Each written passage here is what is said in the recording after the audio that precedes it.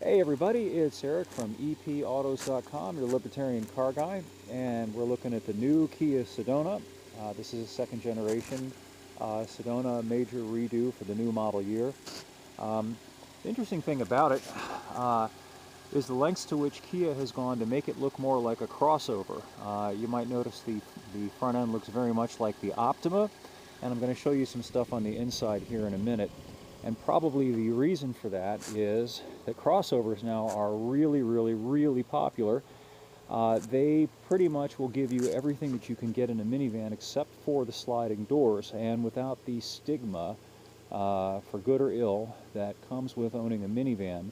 Minivans used to be hugely popular, and they were popular because they're practical and versatile. They gave you as or more room inside than an SUV, which would be based on a truck, but without some of the liabilities of the truck, which included the handling issues, also the gas mileage issues, though that's less of an issue today, which I'll get into in a minute. But now virtually every major car manufacturer is selling a crossover, all the way from subcompacts to full size, that will give you pretty much everything that the minivan has, and some things that most minivans, in fact all minivans except for one, don't have, and that's all-wheel drive.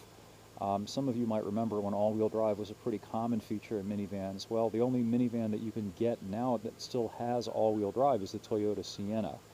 To kind of battle back and appeal to people who might be contemplating a crossover but would still consider a minivan, Kia decided to kind of sex up the Sedona. You might notice here we've got 19-inch wheels. These are optional, but they come standard on the SX and SXL trim. Some of the other minivans on the market, like the Chrysler Town & Country, max out with 17s, which is what you'd expect. You know, after all, it is a minivan. You're not buying a minivan to hustle through the apexes in. All the minivans currently on the market are actually pretty powerful. This one has nearly 280 horsepower, which for some perspective, if you're into muscle cars, back in the early 70s, one of the most powerful factory muscle cars that was built during that time was the 73-74 SD 455 Pontiac Trans Am, and it was rated at 290 horsepower out of an engine that was 7.4 liters versus 3.3 in this Sedona. So that gives you an idea of just how powerful these things are. Of course, this thing's carrying around about 1,000 pounds more curb weight than a Trans Am from that period did, but still, it's not slow. It'll do 0 to 60 in the mid-high 7s, and that's extremely good for a minivan. It's a lot quicker than the Chrysler Town & Country, which ironically has slightly more power on paper, but I'm pretty sure the Chrysler's a little bit heavier, and the way Chrysler sets it up, they set it up to be like a minivan, which means it's not really oriented toward being a performance vehicle. Now, let's go inside real quick here and look at some of the other features of this Sedona that are sort of crossover-ish. Alright, now have a look at this. You might notice we have a center console with a floor shifter, and that's unique among minivans that are available today. All the other minivans have a toggle style shifter right here, which is, yeah, it's practical because it frees up the space on the console, but it's a whole lot less sexy, and it gives you the vibe of being a mom-mobile. Also, look at the gauge package. The instrument cluster has these kind of sport bike-like pods here, and you got an 8,000 RPM tach with about a 6,800 RPM red line. You got a 160 mile an hour speedometer. That's pretty spiffy. Pan the camera back here so that you can see. Kia also offers all the luxury features that you would expect to find in a higher-end minivan, and that's pretty much all the minivans now, except for the Dodge Caravan, which is sort of a stripped-down version of the Town & Country.